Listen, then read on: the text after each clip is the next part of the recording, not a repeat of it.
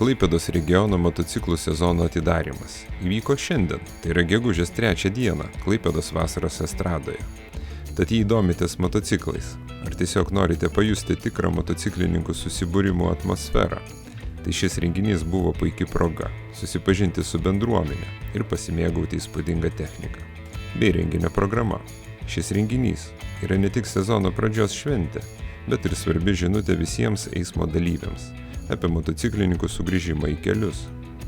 Be mototechnikos ekspozicijos ir motociklų parado, kuris nusidriekė per visą Klaipėdą iki Žardės žiedinės sankryžos, vyko ir seniausio bei mažiausio motociklo rinkimai, padangų svilinimo rungtis ir kitos pramogos, susijusios su šiomis transporto priemonėmis ir jų mylėtojais.